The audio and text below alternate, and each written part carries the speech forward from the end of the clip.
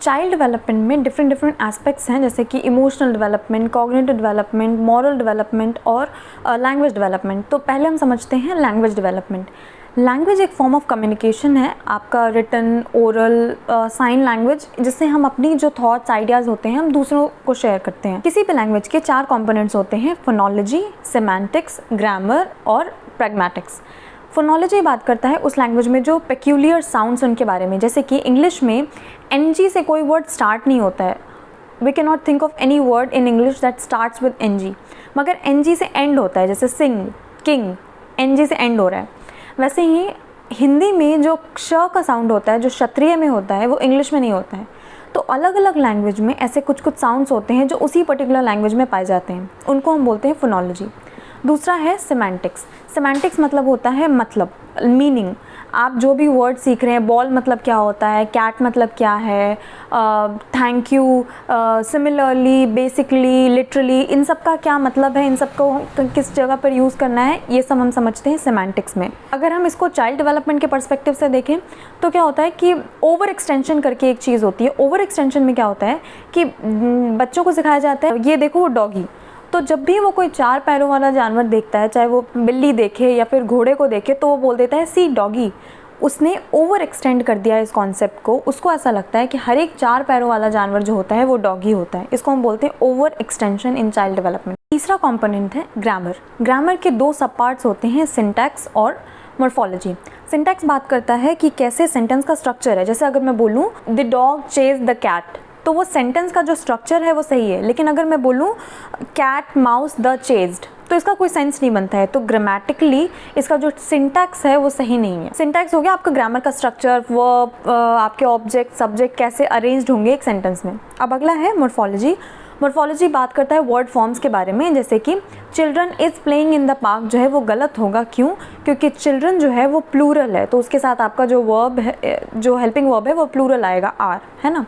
तो ये सब छोटी छोटी जो चीज़ें होती हैं, सिंगुलर, प्लूरल, आपका मेल, फीमेल, मैस्कुलिन, जेंडर वगैरह, आपके प्रीफिक्स, सफिक्सेस, जिससे मीनिंग चेंज हो जाता है, वो आता है मॉर्फोलॉजी में।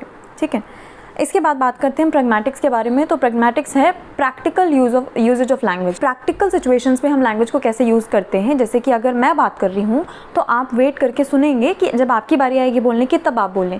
तो इसको हम बोलते हैं टेकिंग टर्न्स इन लैंग्वेज, जो बच्चा धीरे धीरे सीखता है। पहले क्या होता है कि पेरेंट्स बोल रहे हैं, बच्चा भी बोलने लग रहा है, वो रुकता नहीं है, लेकिन धीरे धीरे वो सीखता है कि जब कोई बोल रहा है तो हमें चुप होना है, और फिर जब वो चुप हो जाए तब हमारी बारी है बोलने की। या फिर स्टेइंग ऑन द टॉपिक, जिस बारे में बात हो रही है उसी बारे में बात कंटिन्यू करना है। अभी अगर मैं साइकोलॉजी के बारे में बात कर रही हूँ और एकदम से हम क्रिकेट के बारे में बात नहीं करने लगेंगे, हम उसी सेम टॉपिक पे बात करेंगे। तो ये सारे हैं कुछ फीचर्स ऑफ प्रैग्मेटिक्स। प्रैग्मेटिक्स मतलब होता है कि कैसे आप प्रैक्टिकल सिनेरियोज में जो आपने लैंग्वेज सीखा है उसको यूज़ करेंगे। लैंग्वेज डेवलपमेंट बच्चों में कैसे होती है उसको लेके अलग अलग साइंटिस्ट ने, साइकोलॉजिस्ट ने अलग अलग थ्योरीज दी हैं। तो सबसे पहली थ्योरी है जो लिंग्विस्ट नोम चॉम्स्की ने दी थी, जिसे हम कहते हैं नेटिविस्ट अप्रोच। ये कहती है कि हर बच्चे के अंदर एक language acquisition device LAD present होता है, जिससे बच्चों को जब नीट क्लासेस नहीं मिल रही होती है कि अच्छा आपको ये यूज़ करना है, आपको ही के साथ डज यूज़ करना है, तो वो सुन सुन के समझ जाते हैं कि अच्छा हाँ ठीक है, पैटर्न रिकॉग्नाइज करते हैं कि लोग कैसे ही शी के साथ डज यूज़ करते हैं, बाकी सब्जेक्ट्स के साथ डू यूज़ करते हैं, हैड कब यूज़ होगा, हैज़ कब यूज़ होगा, ऐसे करके सुन सुन के वो याद कर लेते हैं।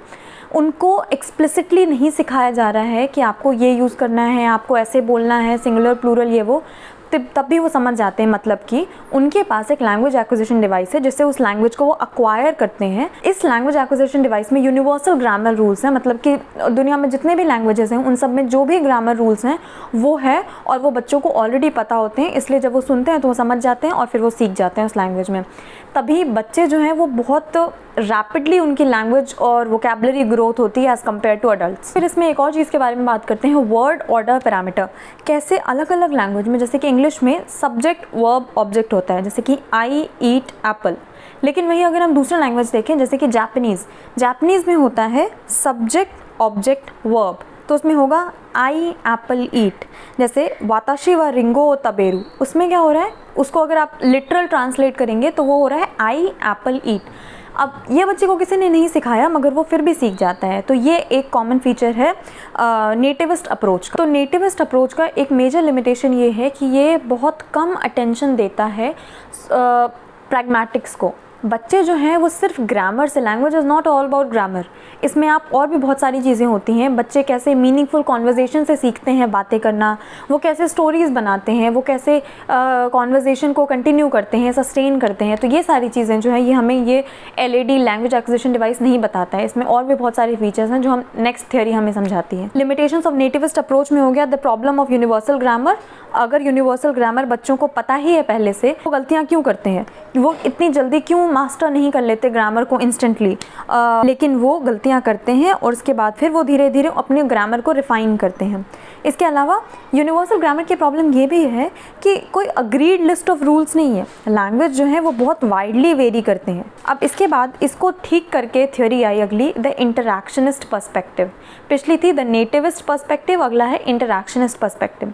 एज द नेम सजेस्ट, इसमें हम बात करते हैं कि कैसे जो बच्चे हैं वो अपने आसपास के पेरेंट्स, पीयर्स, टीचर से इंटरैक्ट करके लैंग्वेज सीखते हैं। इंटरैक्शनिस्ट पर्सपेक्टिव कहता है कि लैंग्वेज डेवलपमेंट एक रिजल्ट है नेचर और नर्चर का। नेचर मतलब अगर आपके ब्रोकाज एरिया जो कि रिस्पॉन्सिबल है स्पीच प्रोडक्शन के लिए, और वर्निकेज एरिया जो कि रिस्पॉन्सिबल है स्पीच कॉम्प्रिहेंशन के लिए, जो हमारे ब्रेन के लेफ्ट हेमिस्फेयर में प्रेजेंट होते हैं, अगर वो वर्किंग है दोनों तो आप लैंग्वेज समझ सकते हैं और बोल सकते हैं।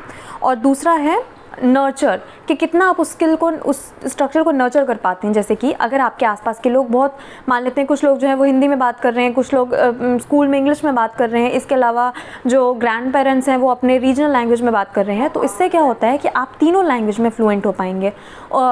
उतनी ज़्यादा रिच वोकैबुलरी होगी आपकी, आप अलग अलग लैंग्वेज में अलग अलग कॉन्टेक्स्ट में चीज़ों को समझ पाएंगे। थियरी है वो न्यूरल नेटवर्क मॉडल पे काम करती है।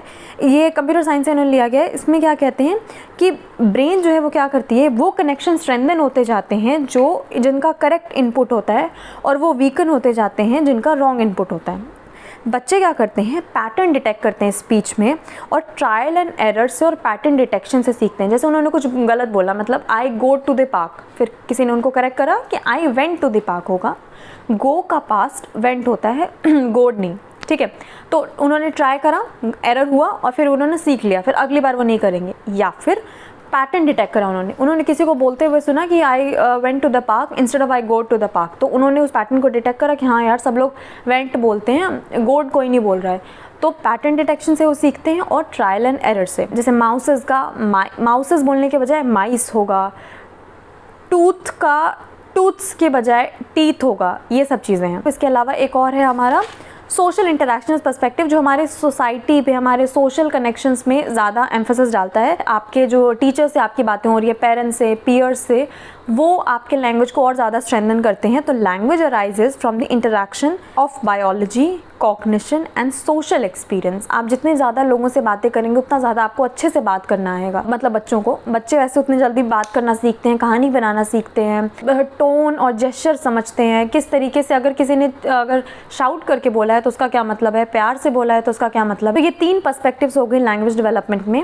नेटिविस्ट पर्सपेक्टिव जो नोम चॉम्स्की ने दी थी, जिसमें बात करते हैं लैंग्वेज एक्विजिशन मॉडल के बारे में।